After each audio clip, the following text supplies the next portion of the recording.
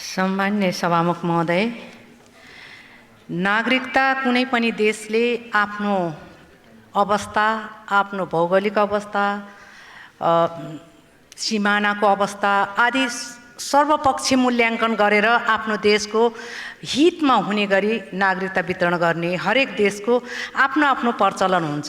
त्यसमा पनि विदेशी महिलाहरूले विवाह गरेर आइसकेपछि कति समय दिने भन्ने कुरा पनि सबै देशले अलग अलग समय दिएर त्यो राखेको अवस्था पनि छ र हाम्रो राष्ट्रिय जनमोर्चाले सुरुदेखि नै नागरिकता राष्ट्रियतासँग जोडिएको कुरा हो र हाम्रो खुला सिमाना छ। यो सबै चिजलाई मध्यनजर गर्दाखेरि हामीले नागरिकता प्रदान गर्ने विधि कठोर बनाउनुपर्छ, फितलो होइन भनेर हामीले संविधान सभाको बेलामा पनि यो विषयलाई लिएर नागरिकता सम्बन्धी विषयमा हाम्रो संशोधन सहित संविधानलाई समर्थन गरेका थियौँ।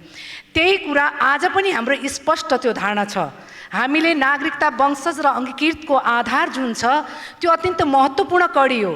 वंशजको नागरिकता विगतका पुर्खाहरूले लडेर रगतसँग जोडेर रगतलाई बलिदानीपूर्ण आन्दोलनबाट रगत बगाएर त्यो वंशजको नागरिकतालाई स्थापित गरेका हुन्। त्यसैले वंशजको नागरिकता एउटा जन्मको आधारमा दिने कुरा गलत हुन्छ। हामीले त्यसरी जानु हुँदैन भन्ने यसमा मेरो संशोधन छ। हामीले जन्मको आधारमा हाम्रो खुला सिमानामा जन्मकै आधारमा नागरिकता दिने हो भने हामी स्वयं नेपाली आफै अल्पमतमा पर्न सक्छौँ। विशाल ठुला देशको बिचमा एउटा सानो देश नेपाल छ। यस्तो देशको यसको भू राजनीतिक अवस्थालाई हेर्दाखेरि यस्तो नागरिकता प्रदान गर्ने विधि यो राष्ट्रघाती नै हुन्छ, आत्मघाती नै हुन्छ भोलि गएर हामीलाई। त्यसैले यो विषयमा सरकारले ध्यान पुर्याउन जरुरी छ भन्ने लाग्छ। जन्मको आधारमै विवाहकै गरेकै आधारमा नागरिकता दिने यो कुनै विधि शास्त्रीयको आधारमा, कुनै सिद्धान्तको आधारमा, कुनै पनि आधारमा सही छैन। यस्तो विधि शास्त्रीय र त्यो सिद्धान्त छ भने मैले सम्मान्य सभामुख मार्फत जनताले बुझ्ने गरी सम्बन्धित मन्त्रीज्यूले यसको स्पष्ट शब्दमा जवाब दिनको निम्ति पनि अनुरोध गर्दछु। र हाम्रो जस्तो मुलुकको हकमा हामीले यो विषयलाई मध्यनजर गर्दा हामीले बुझ्नुपर्ने जरुरी के छ भने अङ्गीकृत नागरिकताको हाम्रो पुरानै प्रावधान छ। त्यो अङ्गीकृत नागरिकताको प्रावधानलाई अगाडि बढायौँ भने पनि पुग्छ। हो, एउटा कुरा सत्य हो, हामीले पहिले जन्मको आधारमा जितेन्द्रजीको पालोमा जसरी नागरिकता वितरण भएको थियो त्यो नागरिकता वितरणलाई रोक लगाएको थियो सर्वोच्च अदालतले। तर त्यो कुरा अहिले पनि छानबिन भएको अवस्था छैन सभामुख महोदय।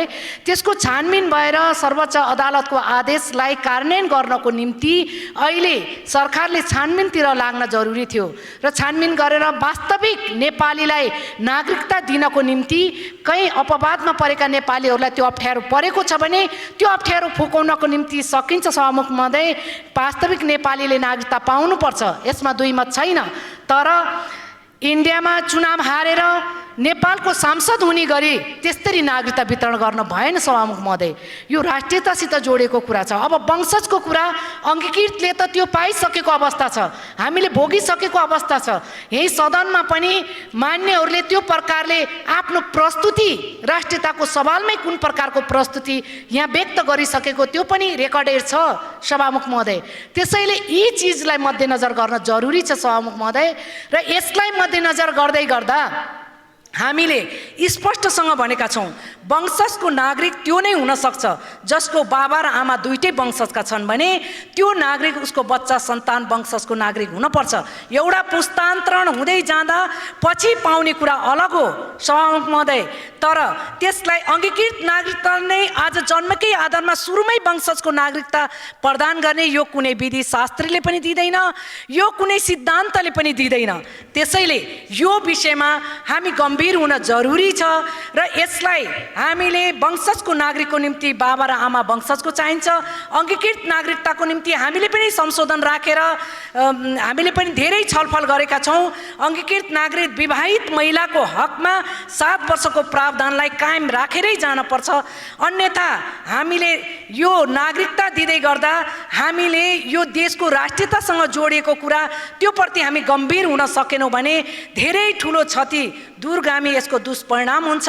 त्यसैले यसमा सम्मान्य सभामुख मार्फत यो सम्मानित सभामा पनि विशेष गरिकन वास्तविक नेपाली नागरिकता पाउनको निम्ति अपवादमा कहीँ अप्ठ्यारो छ त्यो फुकाउँ, तर यसको मतलब यो पनि होइन कि वंशजकै नागरिकता जन्मको आधारमा दिउँ। यसले राष्ट्र